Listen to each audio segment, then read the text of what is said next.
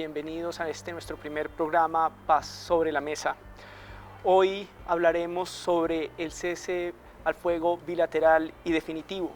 Y para eso hemos invitado a tres amigos profundos de Rodeemos el Diálogo.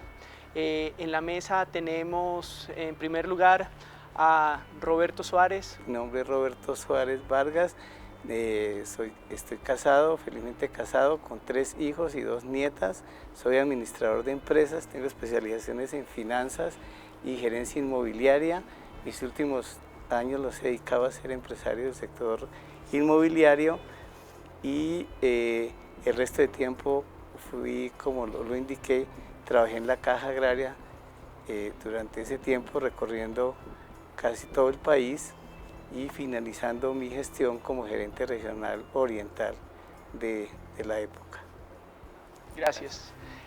También tenemos a nuestro otro invitado que es el ex coronel Carlos Velázquez. Muy buenas tardes. Primero que todo agradecerte, André, por esta invitación tan especial de podernos acompañar en Rodemos por la Paz. Mi nombre es Carlos Arturo Velázquez Peláez, coronel retirado del Ejército. Pertenecí a la institución durante 30 años de servicio. Desempeñé diferentes cargos en mi vida militar como comandante de brigada, comandante de batallón, agregado militar en Rusia. Fui ayudante general del comandante del Ejército y también fui director del Centro de Estudios Estratégicos de la Escuela Superior de Guerra. Actualmente estoy dedicado a la parte de la investigación y docencia en la Escuela Superior de Guerra. Gracias, Carlos. Y finalmente, nuestro gran y querido amigo Carlos Velandia, excomandante del ELN. Carlos, bienvenido. Muchas gracias, Andrei. Muy complacido de estar aquí en este set tan poco ortodoxo, pero tan agradable, y sobre todo en compañía de 2 personas que, bueno, ya lo han visto con una hoja de vida y de servicio extraordinaria, de servicio a este país, y muy seguramente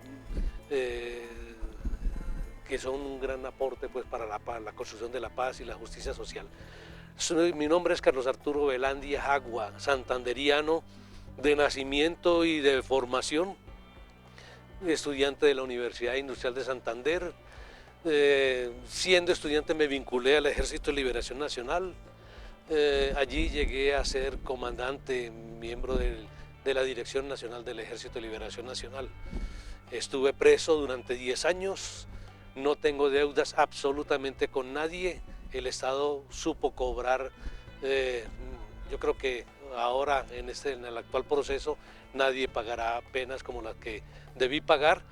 Debí salir al exilio y ahora he retornado hace 4 años a contribuir junto con muchos colombianos y colombianas a consolidar este proceso de paz en curso.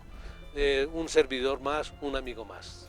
Es un gusto tener a Carlos y a Roberto aquí. Mi nombre es Andrei Gómez, yo soy miembro de Rodeemos el Diálogo y hemos estado trabajando en la construcción de paz desde hace 3 años y empezamos en el Reino Unido y hoy en día estamos tratando de empezar a rodar el diálogo también en Bogotá y en otros lugares de Colombia. Con eso entonces los invito a ver la siguiente nota donde trataremos de hacer una definición de qué es el cese al fuego bilateral y definitivo.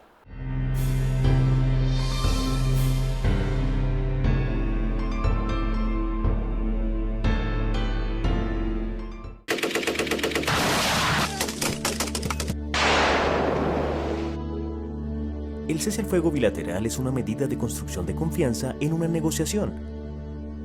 Las partes acuerdan dejar una táctica ofensiva por una táctica defensiva. Esto no implica ponerle fin al conflicto armado, implica cambiar la lógica y dejar de alimentar la guerra. Los diferentes esfuerzos de negociación utilizan estas medidas en diferentes momentos en el tiempo. Algunos lo utilizan al inicio de las negociaciones para construir confianza en la población y para desescalar la guerra, como ocurrió en el primer esfuerzo de negociación entre las FARC y el gobierno de Betancourt, o como ocurrió en el caso de Filipinas en la negociación con el Frente de Liberación de los Moros. Pero en otros casos, como la negociación actual en Colombia, el cese al fuego bilateral lo que hace es pensarse como un plazo previo para finalmente poner un punto final y llegar a un acuerdo de paz con la guerrilla de las FARC. Esta negociación es una negociación difícil porque implica acordar unos mecanismos de monitoreo y de verificación de que las partes no se están atacando, para evitar que algunos ataques o imprevistos terminen rompiendo la negociación.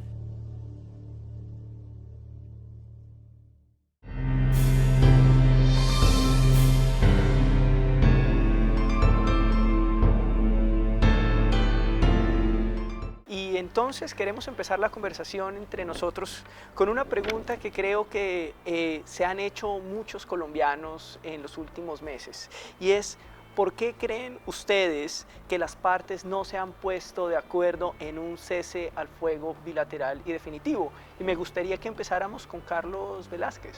A esa pregunta yo le quisiera abonar dos cositas. Una es el concepto personal. No mire con la mirada militar, sino como cualquier ciudadano del común. Y en esa parte quiero decir que es la confianza. En toda relación, cuando se empieza a construir entre dos personas o dos instituciones, o en este caso entre el gobierno y las FARC, indudablemente es la confianza. Y esa confianza también obedece a dos elementos. Uno, el histórico, que lo lleva a usted, que tiene que mirarse hacia atrás y dice si en determinado momento eso que se construyó, usted falló, entonces ya usted está como prevenido. ¿Será que sí? ¿Será que no? ¿Será que me va a volver a engañar? El caso de una mujer con su esposo. Y en lo institucional, indudablemente, pues los militares estamos apoyando este proceso de paz, tanto los activos como los retirados, pero recurrimos a ese momento histórico. Hay unos elementos anteriores que nos han generado desconfianza, y pienso que faltan como unas mayores demostraciones por parte de las FARC, en este caso específico, de que demuestren de que no van a seguir generando secuestro, extorsión y narcotráfico, y eso sí nos demostraría de que sí hay una verdadera intención de contribuir al cese bilateral del fuego. Carlos, ¿qué opinas tú? Bueno, yo creo que están en ello. Yo creo que las FARC y el gobierno en la mesa de La Habana, desde hace tiempo el gobierno instaló allí las partes instalaron allí una comisión técnica, una subcomisión encabezada del lado del gobierno por el general Flores, un general muy reconocido, con mucha bagaje, mucha autoridad también, y lo puso pues al frente de esta subcomisión. Han venido haciendo un trabajo, hasta donde tengo entendido, ¿sí? Por reportes que han venido de allí mismo de La Habana, ya hay prefigurado un acuerdo general para un cese bilateral del fuego. Yo creo que quizás se está esperando es que poder acompañar esa decisión, ese anuncio y la impuesta en marcha de ese cese bilateral del fuego en unas condiciones que sea el cese bilateral definitivo, porque no sería un cese temporal, no, se busca que sea, entonces de tal manera se está buscando que también los acuerdos en otras materias vayan bastante avanzados. Yo creo que este cese bilateral definitivo, cese bilateral del fuego definitivo, se dará un poco más adelante, cuando ya se esté a punto de firmar el acuerdo final del proceso. Roberto, uno como ciudadano del común, con toda la experiencia que tú tienes, ¿cuáles crees que son las razones por las cuales no se han firmado ese acuerdo? ¿Cuál es la percepción? A ver, yo pensaría, me parece a mí que para hacer la paz, o sea, yo creo, y me incluyo entre los colombianos obviamente, que deseamos la paz, y en verdad no creo que exista un colombiano que no quiera la paz como todos, pero ¿cuál paz y de qué manera y en qué forma se debe hacer la paz? Ahí es donde está un poco el quid del asunto, si se quiere.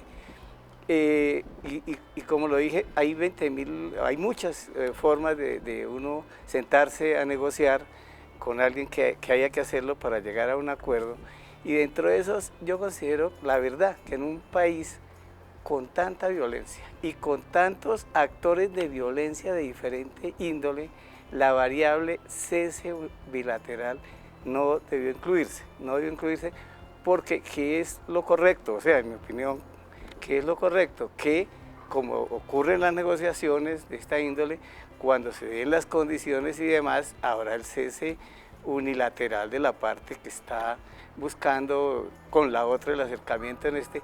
Pero es que lo que no se puede perder de ninguna manera es que el Estado no puede quedar desamparado, y si aquí de pronto cabría esa variable, en mi opinión, si existiera un solo grupo insurgente o violento o esas en Colombia, pero con la diversidad que tenemos las Fuerzas Armadas y el Estado, no se puede dar el gusto de decir hago un cese bilateral y dejo desamparada toda una sociedad civil y dejo que los que no se han sentado como el ELN o como otras cosas hagan cosas que ya la guerrilla en diferentes ocasiones nos ha demostrado que ha ocupado estos espacios para oxigenarse y finalmente no va a ser la paz. Con esa perspectiva me pregunto yo, Carlos Velandia, tú que has estudiado otros procesos de paz en el mundo, ¿qué nos enseñan otros procesos de paz en relaciones con cese al fuego bilateral? O sea, ¿sí es de verdad algo que debería dejarse hacia el final, debería ser más bien un gesto unilateral, o comparativamente, digamos, estos son gestos que hay que darse para fortalecer la negociación? Yo creo que no siempre los procesos transcurren de la manera que se desea. Los procesos son los procesos que es posible hacer, no los procesos que previamente se diseñan. Lo ideal sería que en este se iniciara también un proceso con el ELN y que el mismo acuerdo de cese bilateral de fuego que se hace con las FARC también se hiciera con el Ejército de Liberación Nacional. Pero hoy por hoy no es esa la realidad. Hoy por hoy hay un proceso de aproximaciones con el ELN, pero no significa que no se pueda avanzar o se pueda prefigurar un escenario de cese bilateral de fuego que se necesita. Yo creo que se está dando como la espera a ir afinando más y desarrollando más, evacuando más la agenda, al punto de que se esté a punto, valga la redundancia, de firmar el acuerdo final para ahí sí decretar o pactar el cese bilateral de fuego, que requerirá ser verificado, con una verificación creíble, idónea, capaz, técnica, con los recursos que se requieran, pero yo creo que el cese bilateral del fuego no deja desarmado al Estado. El Estado queda también con las facultades y las Fuerzas Armadas y las fuerzas de policía para la persecución, sí, a la delincuencia y a la criminalidad. No necesariamente tiene que ser que las Fuerzas Armadas se vayan a cruzar de brazos. Carlos ha mencionado la importancia de la verificación y yo quería como preguntarle a Carlos Velázquez, ¿cómo ve usted las dificultades para hacer verificación de un cese bilateral al fuego? ¿Qué tan factible es eso? ¿Cómo se siente desde su perspectiva el rumor que se ha escuchado, que Naciones Unidas va a ser uno de los verificadores y que UNASUR? ¿Cuál es un poco el papel y la interacción que se tendría que dar entre la fuerza pública de la que hablaba Carlos Velandia y los organismos internacionales? La pregunta no es fácil y le voy a contestar con la realidad, como bien lo dice ahorita Carlos Arturo Velandia, es que esto es un país muy grande, muy complejo. Una cosa es lo que usted vive en las ciudades, otra cosa es lo que usted vive en las regiones. Usted concentrar un grupo de miembros de las FARC en una región y ahí donde conjugan otros fenómenos de violencia como el narcotráfico, como el contrabando. Entonces también hay otros actores que están alrededor que, si bien pensando en la buena fe y en la parte que esperamos los colombianos, las FARC se desmovilicen y se concentren y no hagan hostilidades, no haya secuestro, pues oiga, esos hombres que se van a poner ahí para ser verificadores a nivel internacional, a nivel nacional, sea un miembro de la policía, sea un miembro del ejército, pues es que hay también otros fenómenos que son las conductas personales. Y de esto quiero remontar a dos cosas puntuales. Nos tiene que servir la lección aprendida de la desmovilización de las autodefensas. No crea que ese proceso fue fácil. Hay una cantidad de problemas que se presentaron en las regiones, en las comunidades.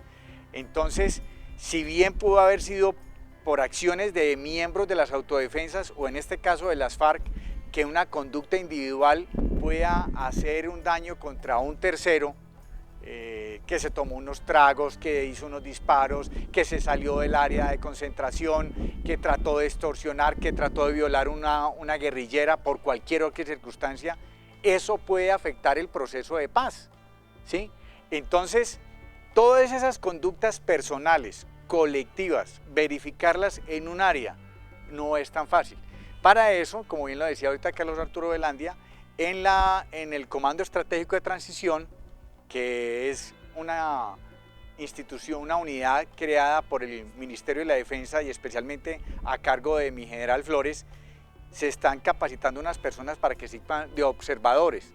Ahora, ¿qué tanto el miembro de la guerrilla va a aceptar esa persona como observador y como verificador?